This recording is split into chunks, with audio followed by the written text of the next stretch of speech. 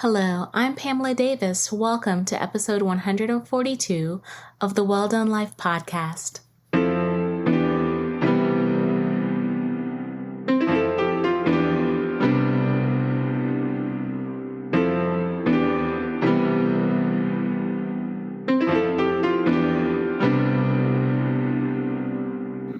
Hello, and welcome back to episode 142 of the Well Done Life podcast. I'm your host, Pamela Davis. If you are new here, hey, how are you? Welcome. If you've been here before, you guys know the deal. I love you deep. I'm so glad that you're here with us this week. Before we get started with this week's episode, I like to be really foundational. I know I probably sound like a broken record by now, but it is just so important for me to be clear with my intention. We are building a safe space in a house, so I like to make sure that we start this thing off right by talking about our foundation. So essentially, this house, this safe space that we are building, is built on two very important things, and that is clarity and love. Clarity, really straightforward. I just want you to understand that I created the Well Done Life because I believe that women are the foundation of society. We need places and spaces where we can be our most authentic selves, where we can celebrate, where we can cry, where we can laugh, where we can learn from each other. So that's what we do here. So welcome. And then that leads me into my favorite thing, because love is a thing. And I like to make sure that you understand that everything that we will do in this space is rooted in love. We are here to be each other's cheerleaders and support systems. And with that, one of the things that I like to do every week before we dive into any topics is I like to send you prayers, because I really think it's important for us to pray for each other. And I think obviously when two or more people come together in prayer, great things happen. So I know I'm not the only one out here sending prayers into the atmosphere. So this week, I'd like to make sure I'm going to start it off with love. This is the month of love, and Valentine's Day just passed. I hope you guys had an amazing Valentine's Day. Even if you're not with someone, you still have yourself. You still have friends. You still have family. Love on those who love you and give out love. So I hope that your week is filled with lots of love, and I want you to feel love from the top of your head to the bottom of your feet. I want you to feel reciprocal love. That's my favorite love, because it's time for some reciprocity in these streets. It's not always easy to get, but reciprocal love is the best love. And that is on all the relationships that you have. It's time that people pour into each other. We don't have time for symbiotic relationships on this journey. And now that we are also talking about it, we're giving up symbiotic relationships. I am praying for you to have a heart of empathy as well. And when I say empathy, it's just to understand that people are fighting battles that you have no idea about. And you'd be very surprised how a kind word, a smile could possibly change someone's life. Don't be afraid to be kind, to be empathetic, to be understanding. And with that, I don't mean be a doormat, because I think sometimes people always assume that that's what I mean. No, you can still have boundaries, and you should have boundaries and respect yourself. But instead of talking at someone, try to seek to understand. I think if we spend more time trying to understand each other, it's amazing how many things that we can solve. So I pray for you a heart of empathy to go along with that beautiful reciprocal love that will be surrounding you. And I'm also sending you prayers of abundance. I've been on this feeling of abundance lately. I've been talking about it because I honestly, truly feel that this is such a transformative time. And this is a season of abundance. I feel like literally the windows of heaven are open, and there's just blessings to be just grabbed up and contained and spread to other people. I pray that you have abundance in your life, not just financially, but I'm also talking in regards to your spirit and to your soul, because, times like this, along with that, can challenge it, because we tend to, go really hard, especially in the first quarter of every year. We're so focused on so many things. All of us are outside or preparing to get back outside. And you want to make sure that you give an opportunity to welcome in abundance on all levels. Savor every moment that you spend with people that you love, the people that feel like sunshine. Pour your magic into other people. Receive good magic. feed yourself spiritually, lean into your faith, whatever that may be, because I think we all need that source. We all need to have that place where we go to and we lay our fears down so that we can prepare for these next seasons in our lives. I pray that you are surrounded on all levels of abundance. So I am sending you this week prayers of abundance, love, and just empathy. And I hope that you feel some love and empathy and grace and abundance from these prayers. So as we start to kind of wind into this week's episode, I'm recording a little late. I am actually recording on Thursday, February 16th at 11:14 p.m. It has definitely been an extremely busy week. The month is flying by. Yes, this is my Golden Renaissance month. My arms are up and I am really, really, really, really close to 50. Like literally next week is my birthday, next Saturday. It is my birthday. And on top of that, it is the 3rd anniversary of the podcast. And I am just like super overwhelmed and very grateful. And so I'm just really excited to be able to sit here with you guys tonight because I have a guest. Yes, I have a guest and I cannot wait to share her with you. But before I dive into that conversation, I definitely want to thank everyone for their support and listening to last week's episode, Golden Renaissance Act 1. Yes, I know I owe y'all some pictures. Like I was telling one of my friends tonight, we were talking, I just sit up and look at the pictures from the event all the time. Like seriously, when I'm overwhelmed with work and on my 6th meeting of the day, and I just sit back and look at that time and it just kind of refuels me. So right now it's just, I'm still processing. I know that probably sounds crazy because the dinner was on February the 4th, but I'm still processing that magic. There was just so much love and positivity and so many people that I love in one space that it's just like I feel a little selfish right now with them. And so I'm just not ready to share it, but I will eventually get there. And I'm just continuing to feed off of it because it's just welcoming in more new energy, more new opportunities. And so I'm just very grateful. But I hope that you gleaned from that episode how important it is in these days and times to cultivate space with the people who feel like sunshine in your life, the people who motivate you to be your best self. And look at your friends as along that line and think of the fact that we cannot get comfortable in these people just bring a presence in our life. You know, you have to recognize these people bring different skill sets to the table that can help you grow and expand, or that you in turn can help them grow and expand. Because again, it's all about reciprocal relationships. So I hope you get a chance to check that episode out. If you have not, I will definitely put it in the show notes. But this week, I am very excited to be welcoming Mrs. Faith Brooks to the podcast this week. She is an author who has just written this amazing book called Remember Me Now, and it is a memoir to Black women. And I am very excited about sharing it. We had a very intentional conversation today about her journey, her book, where she is now. So I don't want to talk anymore and ramble. I'm going to have you guys grab a cup of tea, cup of water, put your feet up, relax, and check out our conversation. And Faith will be with you in 5, 4, 3, 2, 1.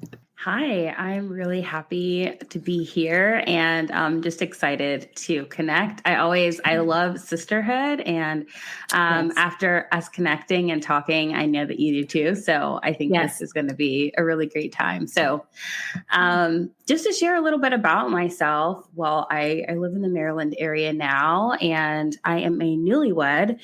I have been married for a year, so I'm going to say newlywed for a little while because I'm like, I don't know when you stop, but this still feels new. Good.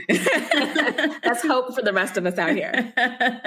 Yeah. So, my husband and I, we met via a matchmaker, and we have just been, starting our lives, and I have a little puppy, and it's just been a really awesome season of life. So I'm starting from the top of my life where I'm at currently, and I'll Okay. work my way back. But so yeah, I'm in this really beautiful season and phase of life. And in the book, I kind of open up and I talk about my childhood and where I grew up. I was born in Chicago, and I lived there until I was 6 years old, raised in Texas.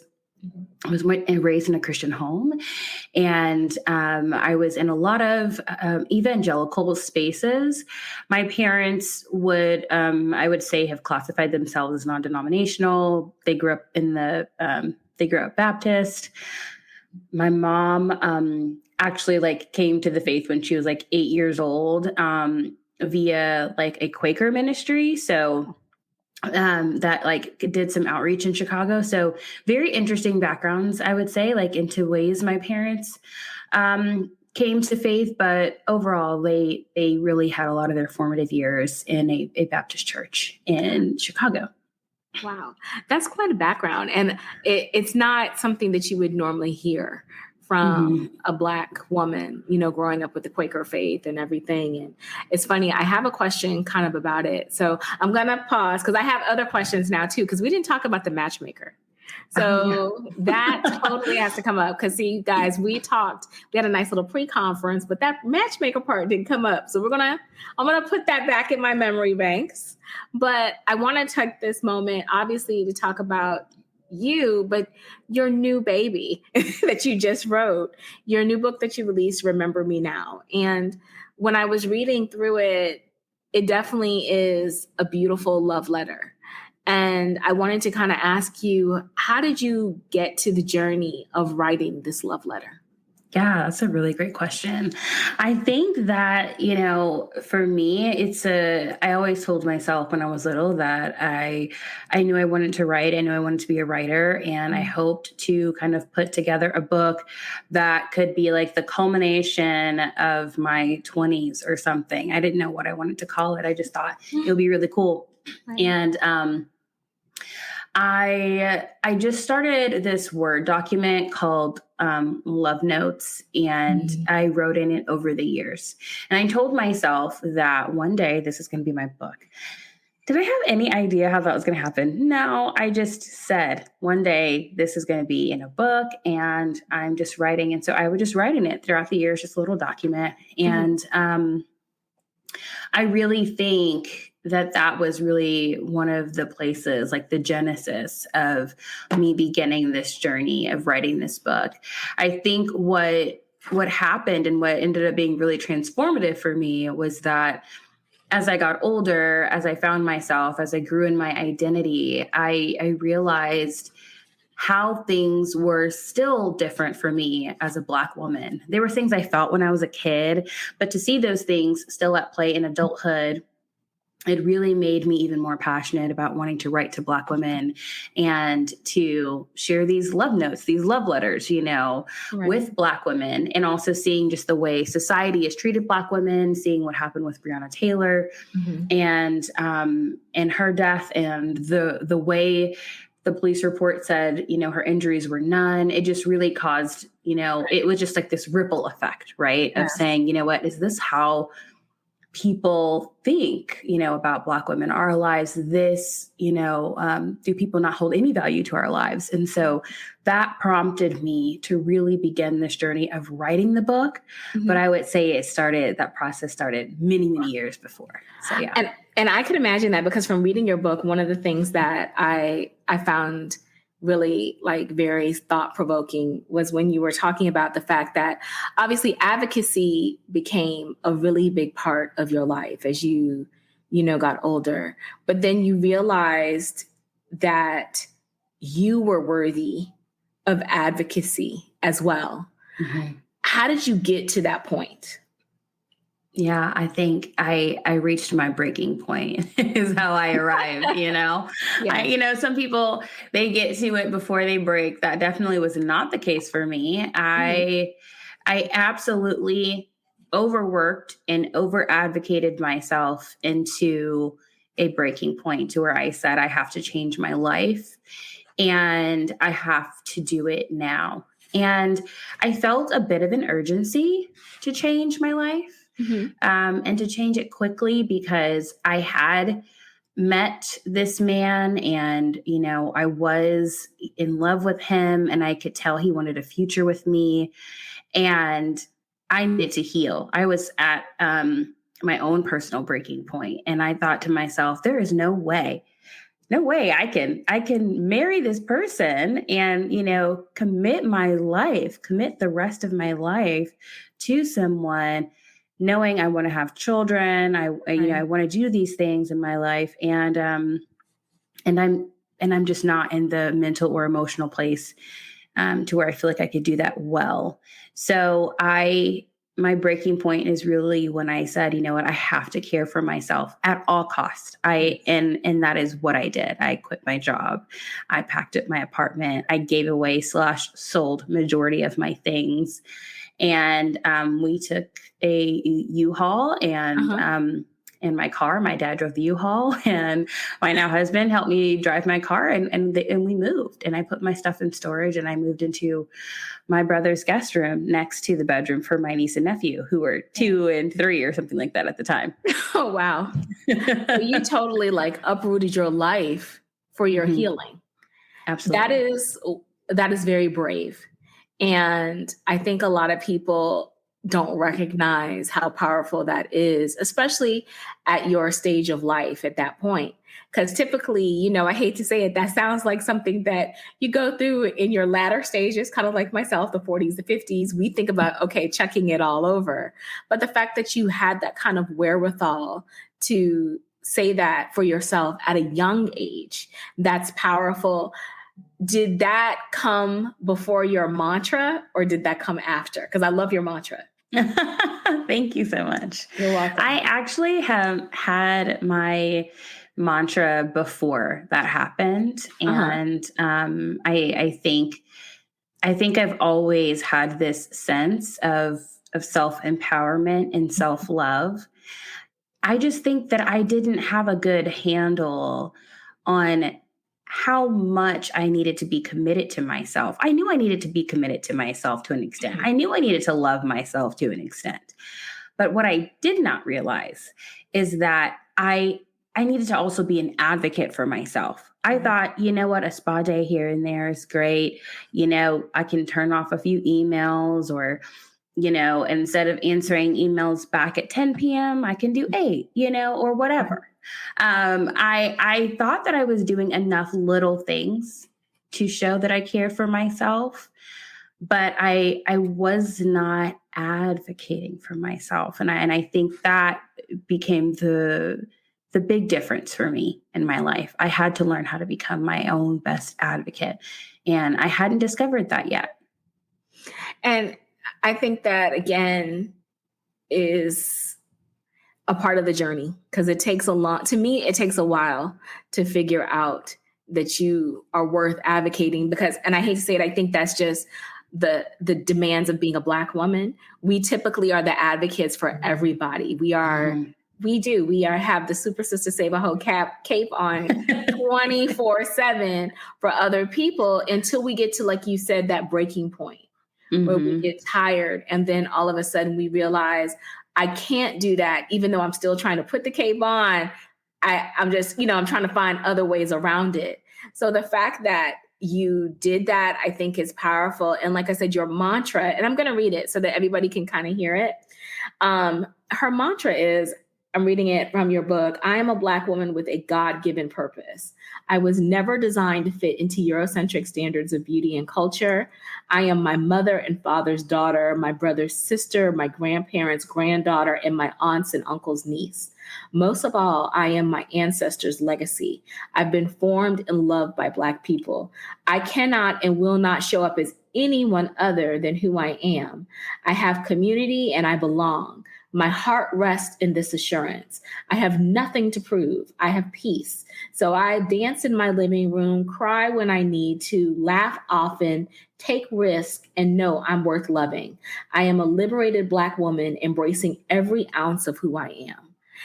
That is like a whole, that's like a poem. That is like poetry. when you hear someone say that. And like, again, and not to harbor on your age, but I'm just thinking to have that type of knowledge of self, especially coming from such a conservative household. How did that background help you get to the point where you are with this mantra? Yeah. So I think it's really interesting because my parents, I would say this for a few things. Well, one thing, in comparison to some of the other kids that we grew up around, um, our home wasn't nearly as strict. There were some kids who were, whose homes are so strict. Right. But then if you would compare ours to somebody else's, they might say, oh, that just feels so strict. Right. So I would say that my parents did a really great job of balancing how they raised us. I knew that they were probably a little bit more on the more conservative side when it came to how they chose to raise us, what they allowed us to do and not to do. But it was never for me to the point to where I felt like I was so restricted that I just wanted to get out there, have fun, and, do whatever I wanted because I couldn't do anything at all. Like that just was not the kind of home we had. And, my mom's a counselor. She really cultivated a home for us to understand ourselves, have emotional intelligence. We did personality testing when we were children. So she tested us and I was probably like 11. My brother was like, 13 or something. And said, okay, this is what your personality is. And these are the things that are hard for you. These are the things that you might have to work on. These are the things that you're resilient at. These are things you're great at. And she spent our entire, childhood in the ways that we could understand, helping us understand ourselves. And not only helping us understand ourselves, but helping us understand other people. And I think all of that kind of played into how I viewed myself. And when it came to church and faith, we were really raised non-denominational. And so like my mom, she was saved in the Quaker church, but never did anything with like Quaker faith. So I wouldn't even know what they believe. And I'm like, I wouldn't even know. All I really knew growing up was that, my parents, we were in some charismatic and church environments, and they just talked to us a lot about, loving God, loving Jesus. But there were so many other religious aspects, like boards and different, appointments for pastors that I was so unfamiliar with all of those things because that's just not the places we were in. But we did straddle, I would say, multicultural churches and Black church. So that those still both feel very at home to me. Black church still feels very formative, I would say, in my upbringing. That's really good because I've talked about it myself. We didn't, in my household, my parents didn't we weren't raised in the church. I guess you would say my dad was raised Seventh-day Adventist. My mom was raised Baptist. So we just felt like they just kind of were like, we're going to leave it up to you guys to figure it out. But we read the Bible. We talked about God and his presence in our lives. And we foundationally were given that. But our parents were like, I want you to form your thoughts and your own opinions. And I see a lot of value in that. I understand also for parents who decide that they want to raise their children in the church. I see that it has both benefits, but it feels like also in your home, you were raised in an environment that obviously you were very in tune with your emotion. I mean, so do you feel like obviously having that kind of structure helped propel you to where you are now? Oh, for sure. I mean, my brother and I talk a lot about how my mom, because we were homeschooled, we spent a ton of time with our mom, and our dad was the sole provider. So he worked really hard for us and was always working. And so we were with her, 24/7. And so, and I think, we feel like the best gift she gave us was emotional intelligence. I mean, as adults, we talk and we look at each other and we're like, man, we have a level of understanding of people, life, and maturity that some people around us way older than us don't have. Absolutely, because it doesn't sound like you grew up in an environment where, unfortunately, a lot of people are growing up where their emotions are stifled. And so they're trying to figure that out now. But as someone who grew up with a strong sense of emotional intelligence, do you ever feel like there was a point in your time up to where you are now in life where you lost the way? Yeah, I mean, I think there's plenty of times during, my life where I feel like I have either lost the way or Hmm. it just emotionally felt off kiltered and not centered within my own self. I feel like that's very natural and it happens to all of us. I think the biggest thing is for us to find our way back to ourselves. And that's a process. And it's also, it's a commitment. It's a commitment to feel like you can journey back to yourself when you feel like you've lost your way or you feel like you're off course or like your life, you would like it to take a different direction. Yeah, I agree. And it's funny because it's like a perfect segue into my next question. Because since you have been through this journey of growing up so foundationally, emotionally intelligent, and you have written this book, obviously, and been an advocate, what are you doing now to save yourself? Yeah, it's a really great question. Well, the first thing is I'm not committed to nearly as many things. Mhm. And I'm very busy though with the things that I do have myself committed to. But I have really made it an important point for me to say these are my priorities and what am I going to do with my time and what needs to go. I'm still looking right now at my life and I'm going to pick something to let go of. Um, I'm like, all right, something. It's time for me to strike that list out and Right. cross something off. But one thing that I'm doing to save myself is definitely how do I spend my time. The second thing I would say Hmm. is staying in tune with myself and my emotions. What am I feeling? Am I feeling happy? Am I feeling sad? Am I feeling anxious? And also if I am feeling those things, how do I plan to ground myself? How do I plan to get my mind, my body, and my soul back on track? And usually for me, that's journaling, that's resting, that Yeah. might be I'm talking to a friend, Right. that's therapy. Those are really tangible things for me. Hmm. Obviously, we can talk about spa days and things like that, but I think it's important to recognize that those things are extra. We really associate self-care with things that we can buy or pay for, but the reality is that self-care really is things that you can do in your life for yourself for free. And sometimes, Yes.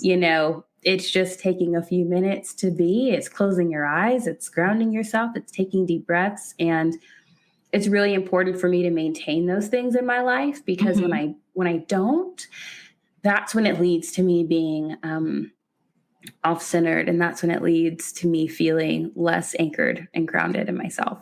Oh, yeah. And I love that you're so intentional about yourself because, again, that's why I was like, she's advocating for so many people and you have been busy. I did see you on GMA3. Congratulations. I love seeing you being elevated because these kind of conversations just mean the world to me. And especially for having someone to advocate for us as Black women is so important. So it is good to see and for everyone to hear, yes, you're not just going to the spa, you're you're super being intentional. And those are free things that you can do. You're feeding into you. I love it. Yeah. Totally love it. So I have a question for you. Um, in your book, you mentioned that, obviously this is your love letter for Black women.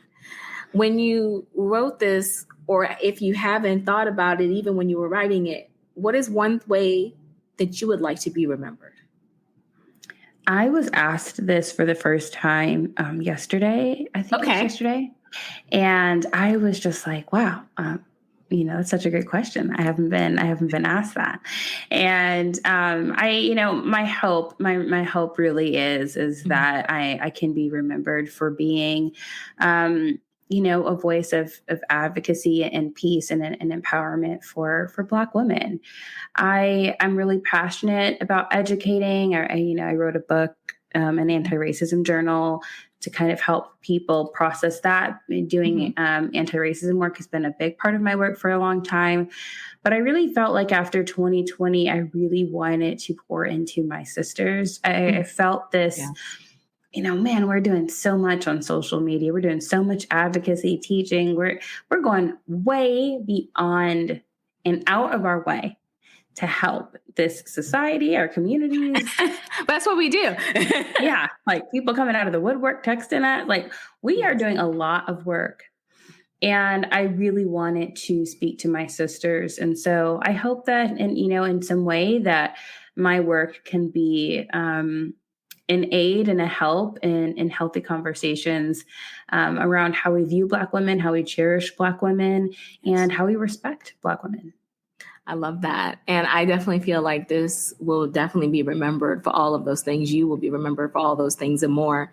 I had a question when obviously throughout the book, you have some of your love letters to the sisters, my sister in college trying to find her way, longing to be loved. If you could write a love letter to yourself right now, what would that title be? Oh, I love that question. Let's see. I think it would have to be something along the lines of my sister who has entered a phase of loving, belonging, and hoping. Ooh, that sounds good. It sounds to me like you are in a cycle of contentment. I love that for you. Mm-hmm. Yes, I am. Really love that. Definitely. And claiming all that kind of energy for you. What has been one of the greatest lessons, though, that you have learned since writing this book? Oh, man, I feel like there's so many. Mm-hmm.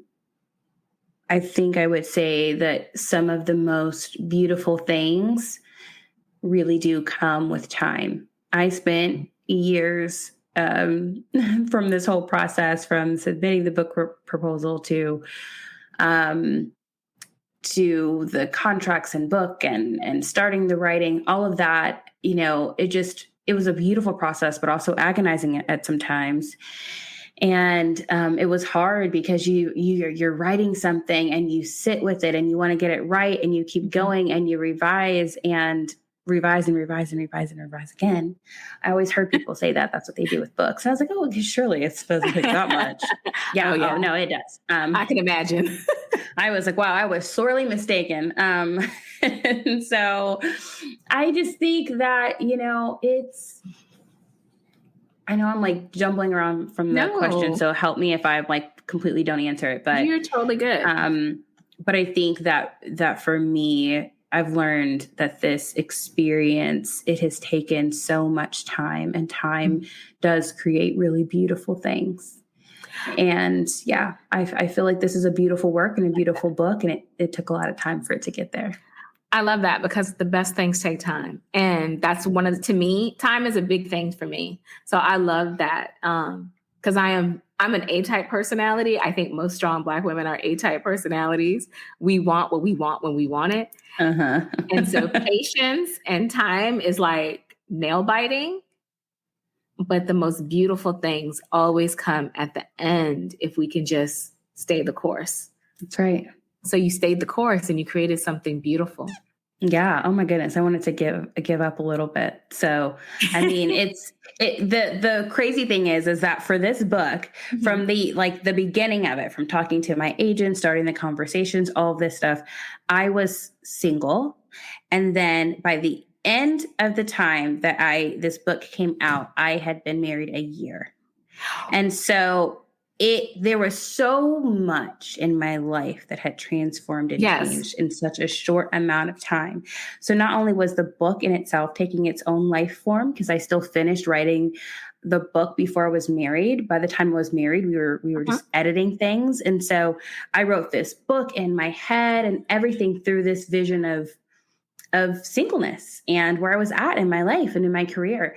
And then everything changed really quickly. And now I've released this book in a totally different phase of my life. Right. And still settling in, moving states. We bought a house. So many different things changed. And so a lot happened with that time, so it's really interesting. It is very cool because it also fits. I've been telling all my friends, and I've been saying it on a podcast too. I really feel like this is a season of transformation. Like for a lot of people, like this is a big transformative time. This is a season of abundance. So to hear you say that, it just keeps serving me, like to remind me that this is the time that we're in and that you can do all things. Your life can change like that. Because look at you, like you said, you're married, all of these things, and you're still producing your dreams. That's right. So that is very powerful. Do you think, now that just came to my thought, now that you've written this book in one phase of your life, how do you feel about it now? Does it resonate even more at this new phase of contentment that you're in? Oh yeah. I feel like in the book I was writing about these places, these feelings, this process of healing. And when I look at my life now, I feel like it's this beautiful reflection of, wow, like I really did experience transformation in my life. Yeah. It was kind of like this thing that was like in process as I was writing. And I feel like I'm now living in it, being able to sit in it and explore it. It just feels really great. I'm glad, because I was going to say, I always ask everyone random questions. And so one of my random questions was, do you feel like you're still in a cycle of healing right now? I feel like I'm continuously healing. I have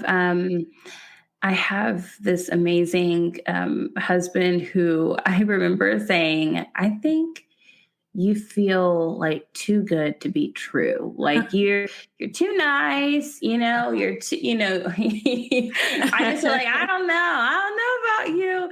And he would say to me, that's okay. I will just show up consistently every day and you'll see. And so I am enjoying this, phase of my life. And I find that for me, I'm continuously healing because I'm learning and continuously learn what it's like to let yourself be fully and deeply loved. Yes. I think people think you get married and you're just like, yes, I got it. I know how to be that. I don't think so. Oh, I totally agree. I've never been married, and I totally agree. I think because they always say, I've heard, when you get married, all of your traumas are magnified by that partner.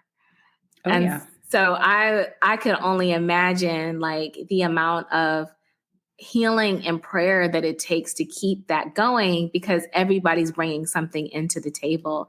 And for you to have a partner that is like, I'm just going to keep showing up consistently, and you stay open to realizing that and loving that, that's beautiful. Yeah. Yeah. You're absolutely right. I like that for you, ma'am. So I do. Along that line, then, do you have a word for 2023? I don't know if I have a word for 2023. I think that I felt like personally for me, some people came rushing into the new year and they were like, yes, this new year, I'm so excited. But for me, I felt like I came limping into the new year. I was just like, I am so like, I'm tired. I have a lot to, process from this past year. Yeah, I was going to say this book. and so I think for me this year, I'm trying to do better at sitting back and reflecting on what I would like for my year to be like. And then also just being content with maybe I don't know yet.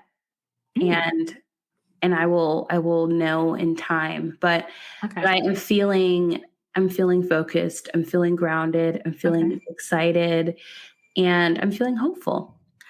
That's a great point to be. And I was going to say, is that normally how you approach a new year, or is this like a whole new shift of mindset for you? No, this is a shift of mindset. I mean, I usually approach the new year with like either a 2 or 3 page document of goals and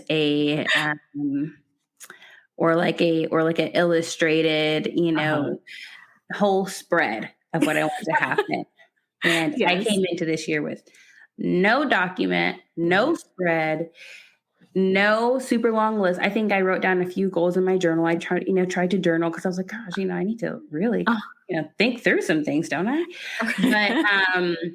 And I had some, different ideas and goals in mind when it came to my book, when it came to things I wanted to do. But, I really just wanted to sit with this year and just kind of see, see what happened. I know in my heart of hearts what I want for my entire life, but I'm also very clear on the fact that what I want for the long term, I don't know how Mhm. that's going to end up in the short term and what Right. short term yeses and steps get me to my long term goal.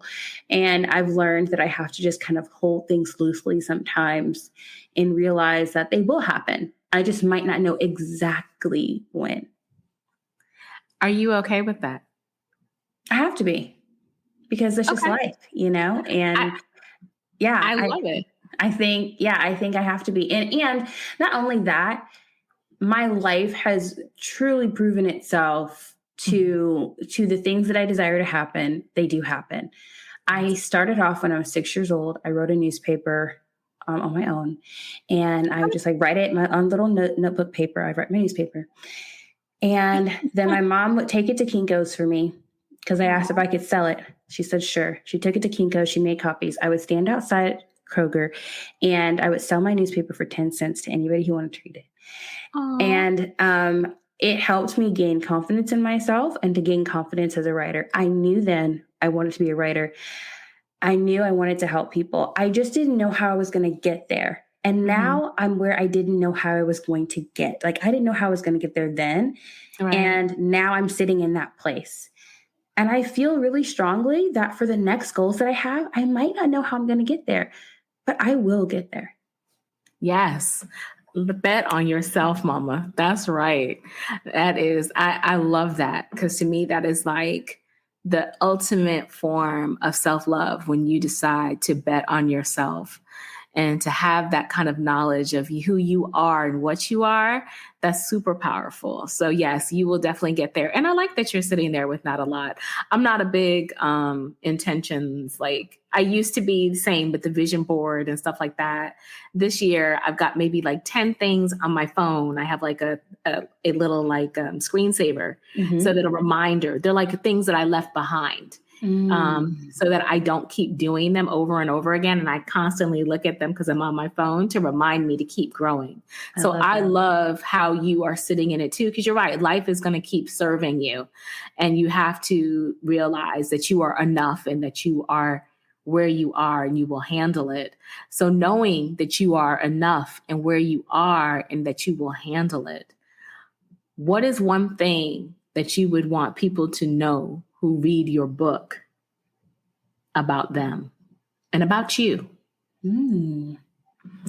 Well, I hope that my book can help people, one, maybe know a little bit more about themselves and like think about how they show up for themselves.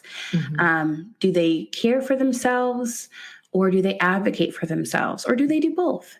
Um, and also what places are broken and how can they find their way back to themselves? And I think my hope is that anybody who's feeling a little bit disappointed or misunderstood or not seen feels loved when they read the book, feels encouraged, feels empowered. My grandmother read my book and messaged me about how grateful she was that I had written these words that represented Black women. She said there's things that you've written that I relate to. And I'm Oh, glad you said it. And it just meant so much to me to that's hear that from her. It was just really special. And it made me think, wow, okay, she's very much older than me. And I love that she's telling me that she's gleaning from it. I love that she's telling me I see the bravery in what you said. And I'm glad mhm. somebody said it. We've all felt this. And so I hope everybody can take away something like that whenever they read the book. And, for myself, this book truly was the book that I wrote during one of the hardest times in my life.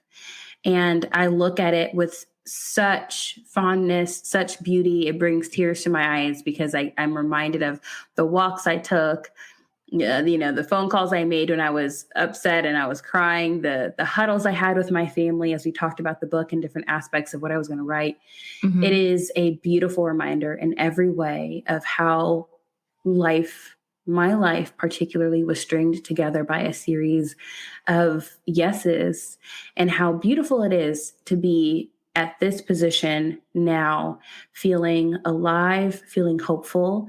When I write about times in the book where I wasn't feeling so excited and when I was really sad.